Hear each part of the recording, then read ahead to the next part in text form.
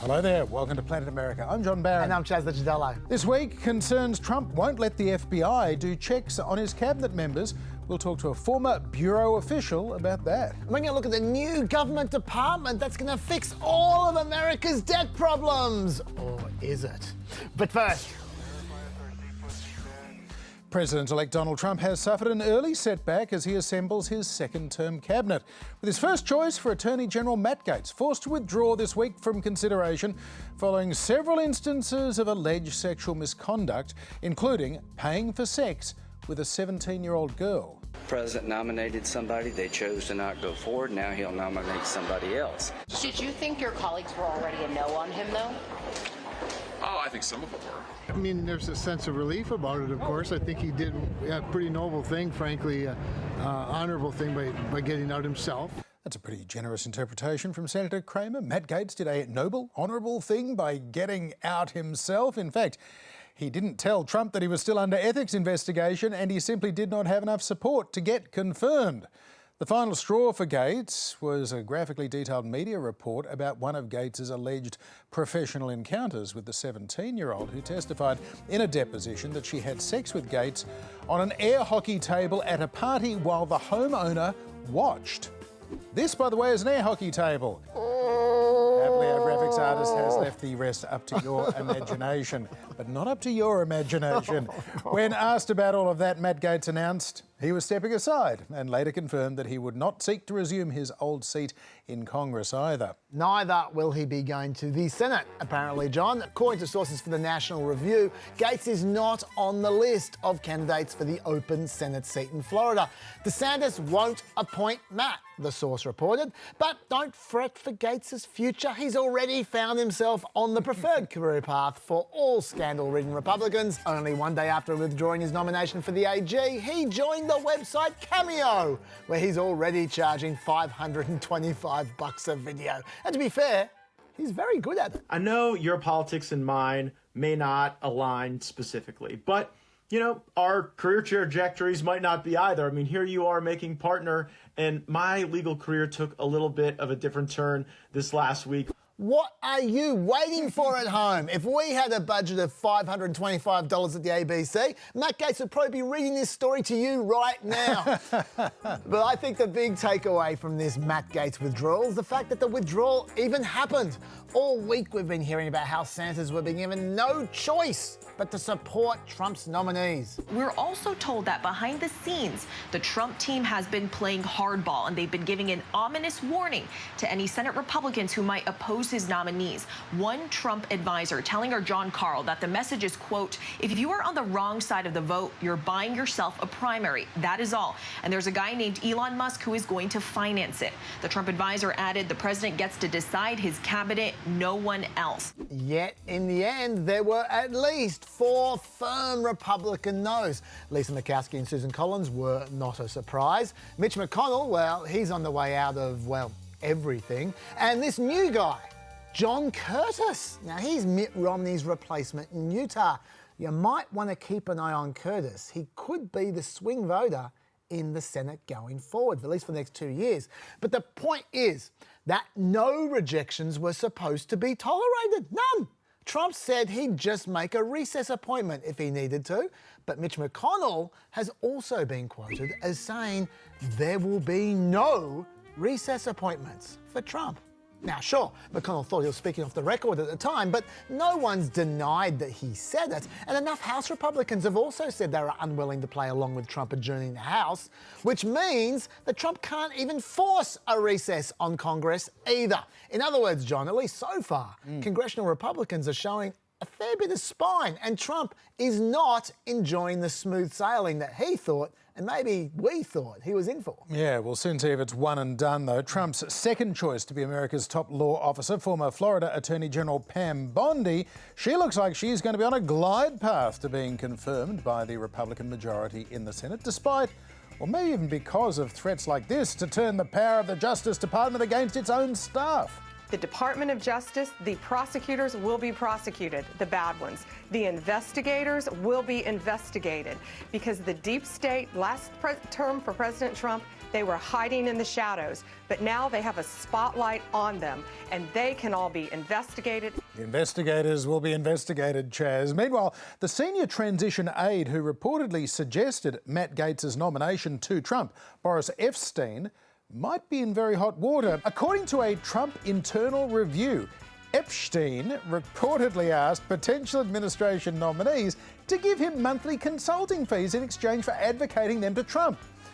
Boris's targets included the eventual nominee to be Treasury Secretary, Scott Bessent, who Epshteyn asked for a monthly stipend of at least $30,000 per month, which Bessent did not agree to, and then told an aide that Epshteyn shook him down.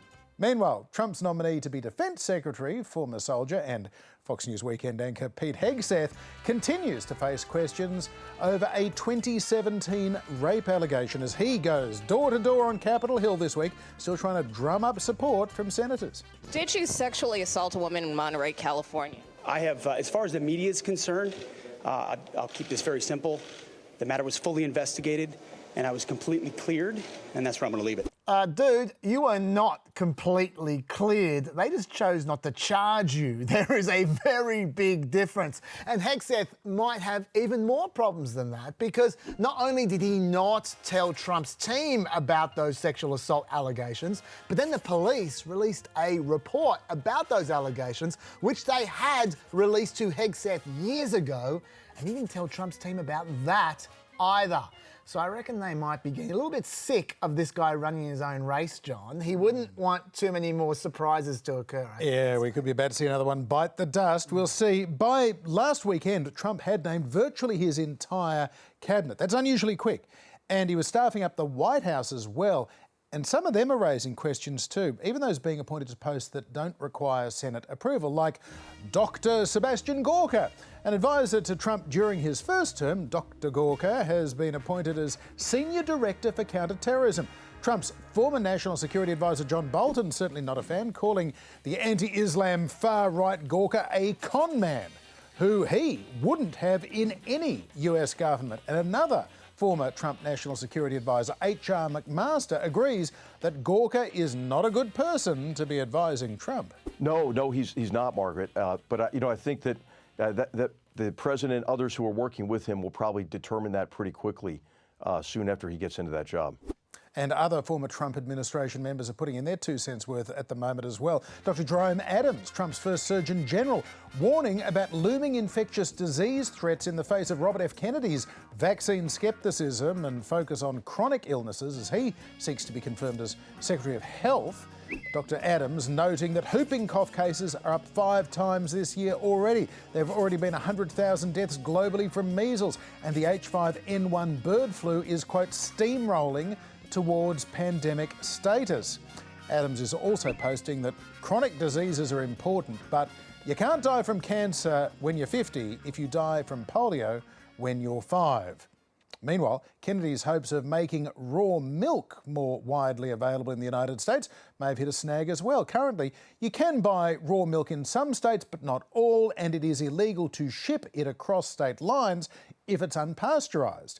California already allows raw milk sales in-state, but officials there have now just discovered some raw milk containing potentially deadly bird flu. Yes, H5N1.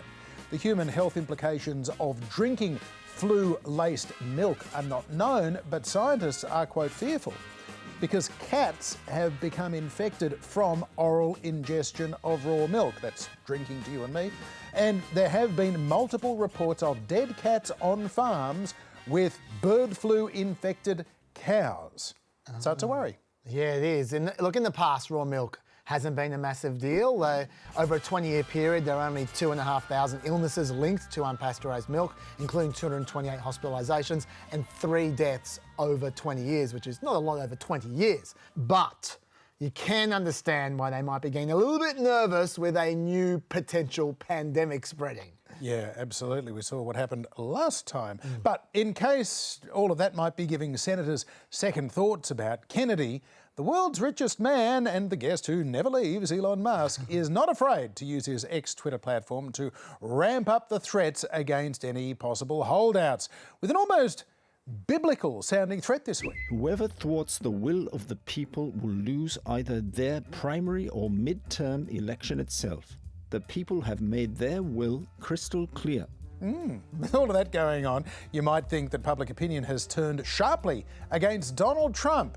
Well, if you thought that, you'd be wrong. 59% of Americans approve of how Trump is handling the transition. Some amazing numbers there, John. 65% in that poll of under 30s approved of how Trump's handling his transition. Kids today. And it's not just CBS saying that either. Pew reports that 50% of the country says that the GOP represents their interests, compared to 43% who say that Democrats represent their interests. That's the best showing for Republicans since 2016. Maybe it's partly because of the sheer variety of some of Trump's picks, John. His Treasury Secretary that you mentioned before, he used to be the Chief Investment Officer at Soros Fund Management. Yes, George Soros. I mean, he did come round in the end. He did advise Trump on economic policy on the campaign trail, but still. And then there is his Labor Secretary, Lori Chavez de Rima. She is literally a pro-union Republican. She has the explicit backing of the Teamsters Union president. Even the Teachers Federation's Randy Weingarten approves of her selection. So, yes, Trump can pick some absolute loons, we sure know that. But he can also make these kinds of picks. It's a kind of a Forrest Gump box of chocolates, John. Yeah, it certainly is. That's, I guess, the prerogative of the populist. You can pick and choose. The Trump transition did sign a memorandum of understanding with the Biden administration earlier today, which allows them to now coordinate with the federal agencies that Trump's team will soon be taking control of. But the transition has suggested that they will not sign a second agreement which would have allowed them to receive federal funding, cybersecurity support and government office space. That's really unusual, but not as unusual as not responding to questions about whether they will even allow the FBI to conduct background checks on the president-elect's cabinet nominees. And not having the FBI check these people is causing a lot of concern in parts of Washington, D.C., particularly in light of Trump's more controversial choices. I spoke earlier to Frank Figliuzzi. He is a former Assistant Director for Counterintelligence at the FBI. Frank, could we really be about to see a situation where the Senate is asked to confirm Trump's nominees when they have not been vetted and deemed appropriate by the FBI? Or do you think ultimately senators will insist on that? We're seeing some interesting developments on that front where at least Democratic members of the Senate Judiciary Committee are, like Amy Klobuchar, for example, are beginning to imply that they're not going to vote yes on anyone until they see the results of FBI background checks. I think for the more problematic nominees, they're going to see insistence on getting the full story from the FBI first. I suppose, Frank, some would ask, well, is it actually necessary? The FBI didn't get to do a background check on J.D. Vance, and he's about to become Vice President of the United States. Who cares if the Agriculture Secretary passes a background check? Good question. So in America, we so respect and honor the democratic, free and fair election process that elected officials automatically get the security clearances that they need to do their job. So if you're running for Congress or the Senate, you're running for vice president or the president, you're going to get what you need to do your job. Bureaucracy is not going to get in the way. Men and women in suits aren't going to tell you how you can vote or whether this person is meritorious or not.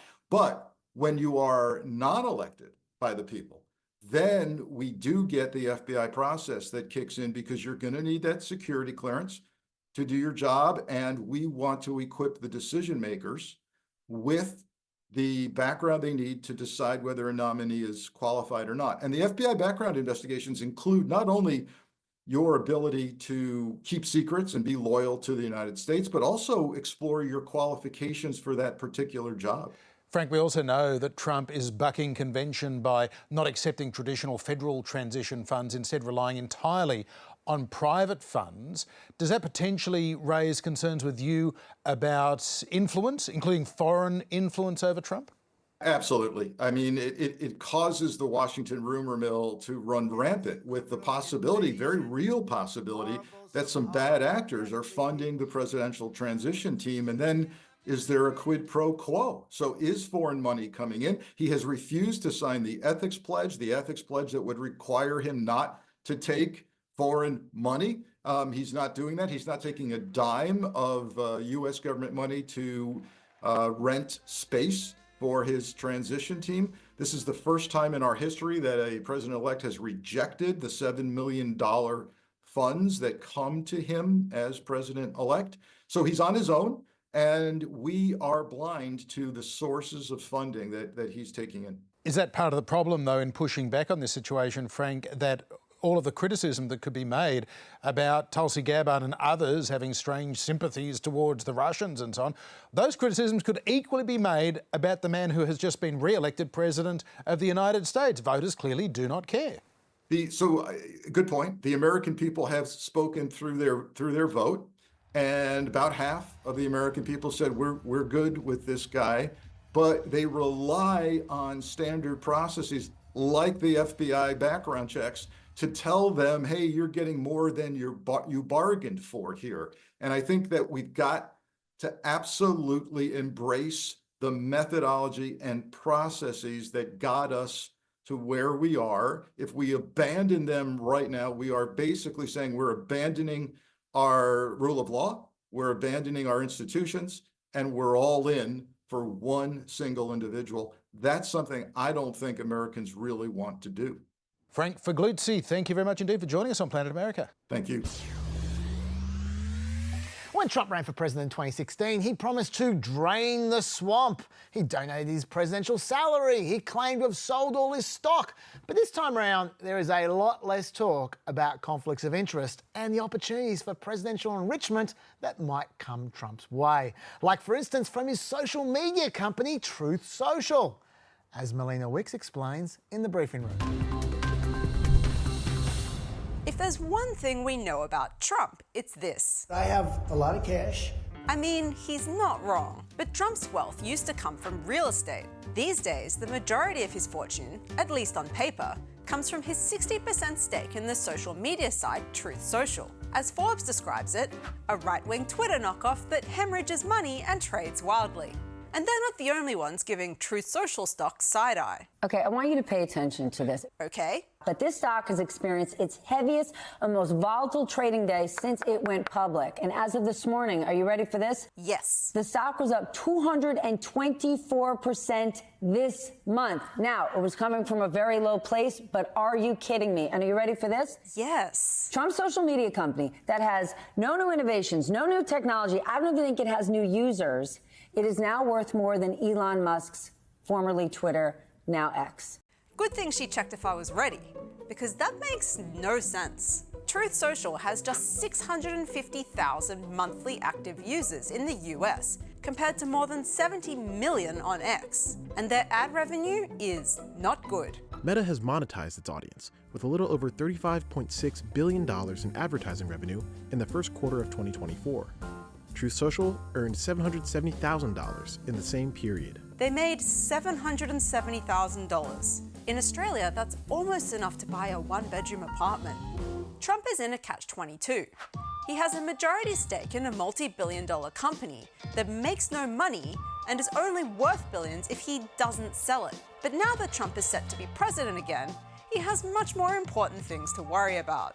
In President-elect Donald Trump's first personally written statement since winning the election, he denied rumors that he was going to sell his shares of Truth. I guess Trump doesn't have more important things to worry about. Truth Social's value is so tied to Trump personally, his stake rose $500 million off the back of that one post. In reality, Truth Social's value comes entirely from the fact that it's the main platform for communication from Donald Trump. A third of the total engagement on the site is with Trump's personal posts. And lucky for him, those posts just got even more valuable, because as president, he'll effectively be able to monetize government communication. That obviously raises concerns about conflicts of interest. But you don't need to worry about Trump breaking any rules, because there are none. Trump doesn't have to divest. While it's illegal for executive branch employees to work on government matters that will affect their own personal financial interest, it does not apply to the president or vice president. So the only people exempt from ethics rules are the most important ones. That makes about as much sense as the share price for Truth Social. Thank you, Melina. Now, this week saw yet another milestone in debt, exceeding $36 trillion, only 115 days after it first exceeded $35 trillion. It's a problem.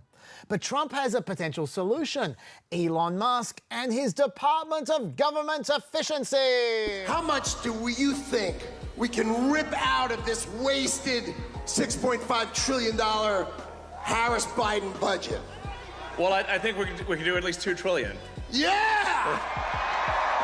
Yeah! $2 trillion per year. Woo! Well, why don't we look at the 2025 budget and see why that's not going to happen?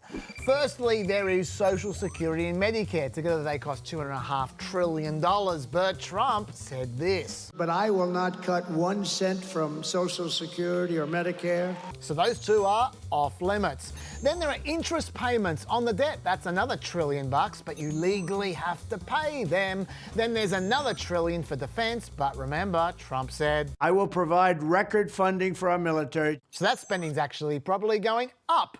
Then there's $600 billion for Medicaid, which is traditionally political suicide to cut, so that's kind of off limits as well. And that leaves the rest of the government to cut from.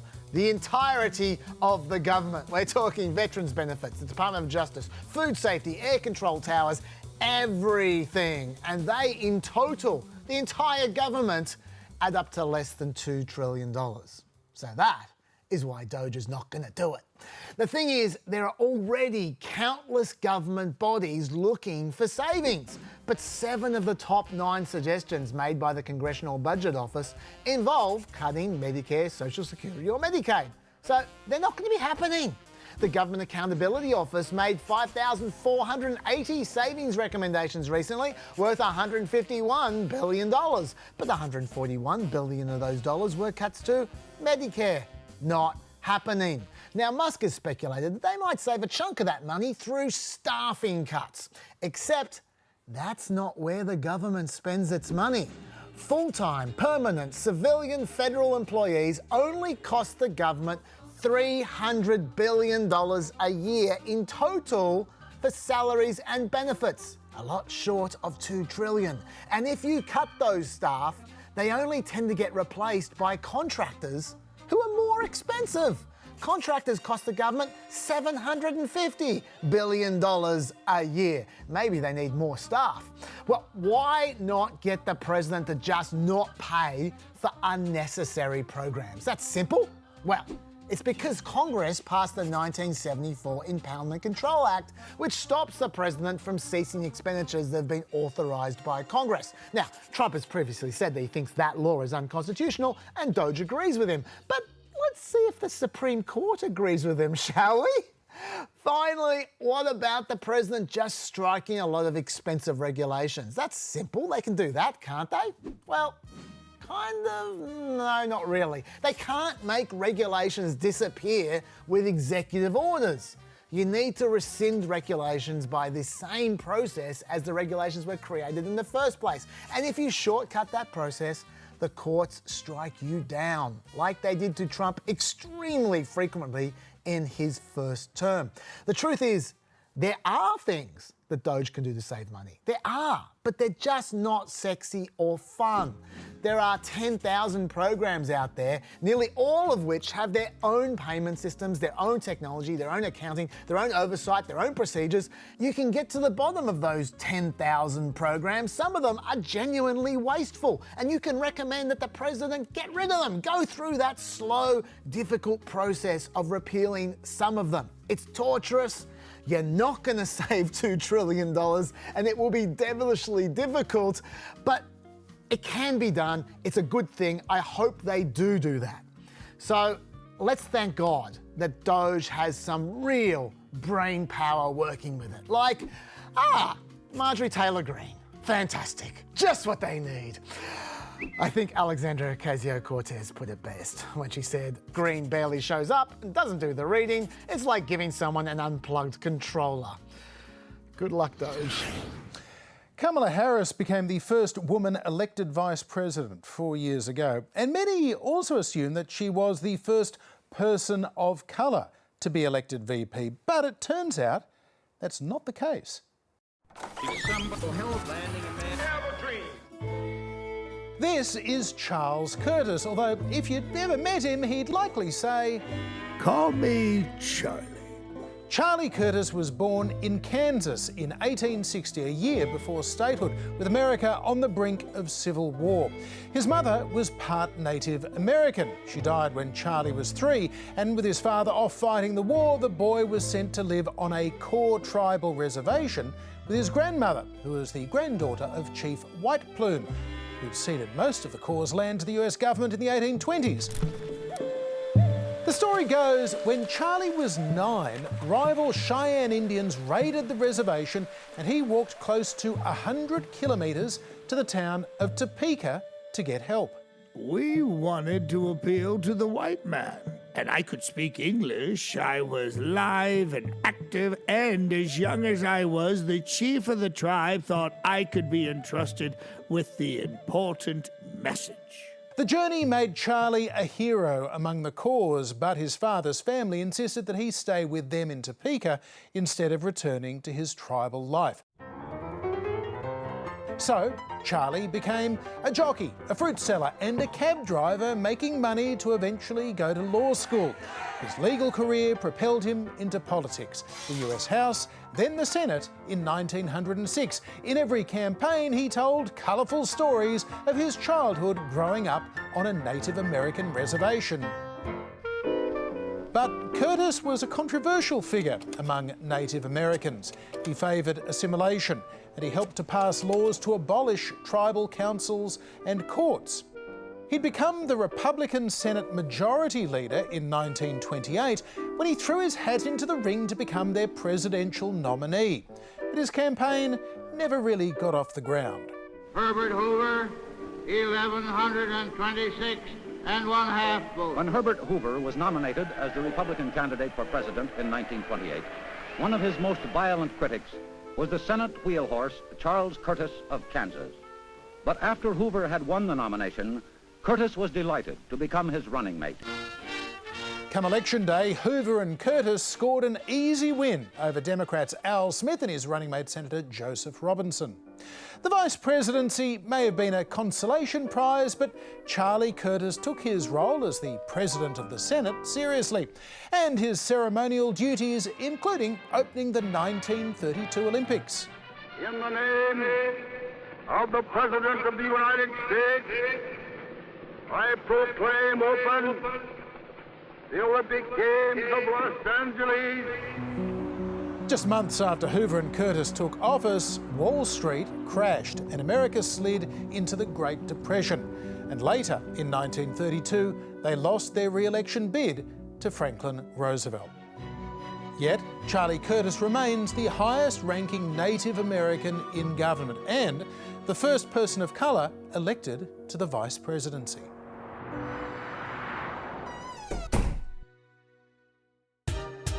Health tips with future Health Secretary RFK Jr. I'll tell you something about heroin for me.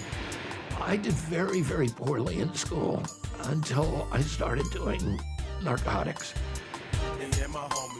Then I went to the top of my class. Today, be diagnosed as ADHD. And I was at the bottom of my class. I started doing heroin. I went to the top of my class. Suddenly I could sit still and I could read. Learn to read with heroin. Don't try that at home, kids. And that is it for our final trip to Planet America for this year. We will be back in time to cover the swearing in of President Trump in January. But until then, thank you for watching. Have a great holiday season. We're going to have one last fireside chat this Friday on ABC News at 8 p.m. Daylight Saving Time. Both shows are also on ABC iView and online, and there's a pet podcast right there, brand new. Oh, and before we go, a big thanks to the talented team that puts the show together every week, and to you, of course, for watching us. Bye-bye. Later.